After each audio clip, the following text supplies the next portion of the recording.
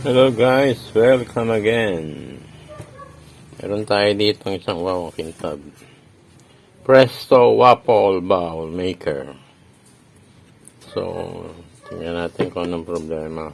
Lagay ko power kasi eto guys, kung makikita mo na kagad 110 or 220.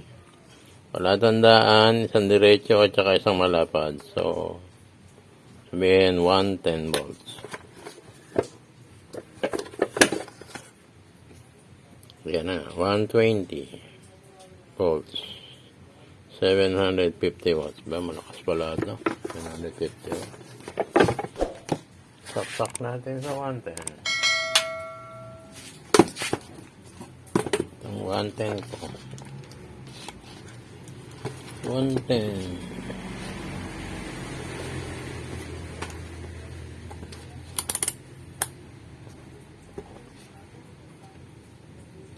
AC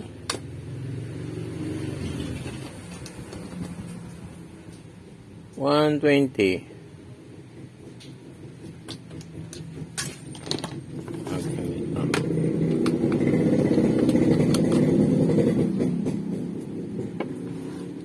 AC no power. Ang power siya. Tingnan natin.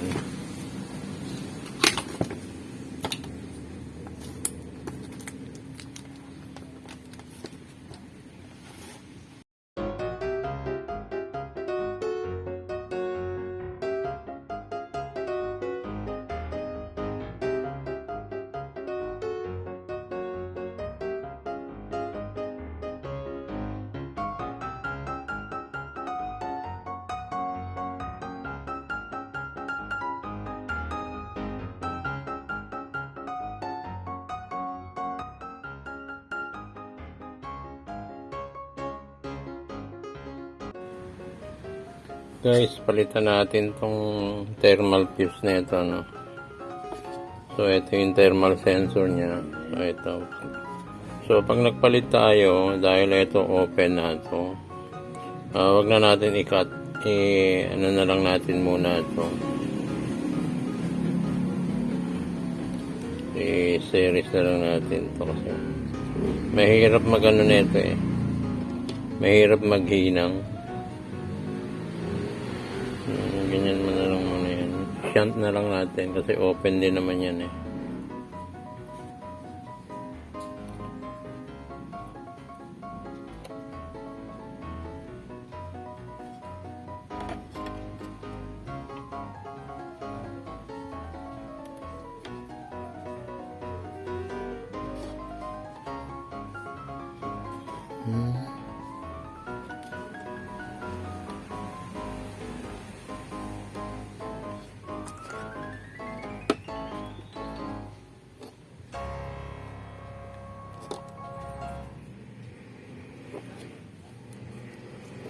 Kasi karamihan dito kinaklamp lang, iniipit kasi mainit to. Kung lalagyan mo ng panghinang na matutunaw din katagalan pilipit na lang natin siya.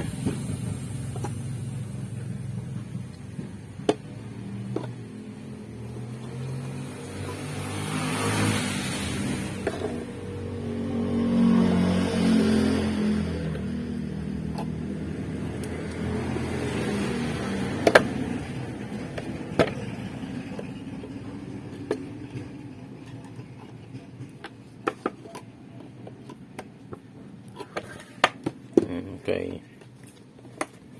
So, easy repair lang to. Wala naman kasing kung ditong heater, sensor, tsaka thermal fuse. Wala na. So, ang pinakawalang abol dito pag itong heater ang bumigay, wala na siya.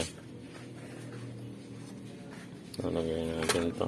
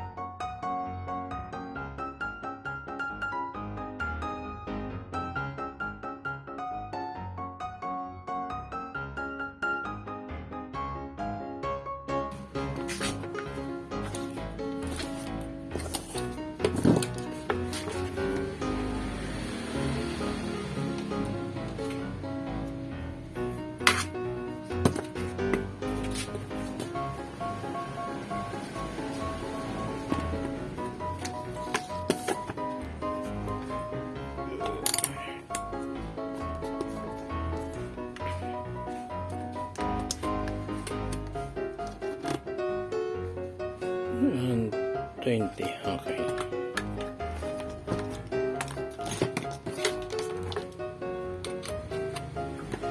Yes! Kita ko na ilaw.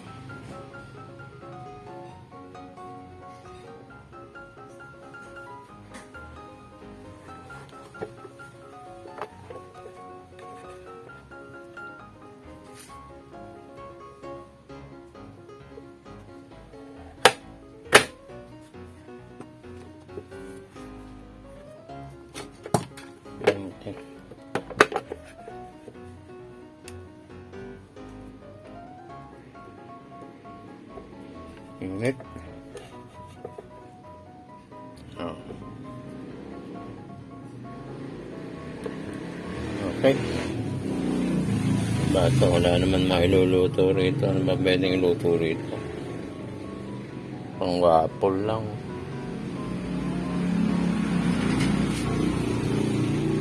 Hindi kayang lutuan ng noodles to.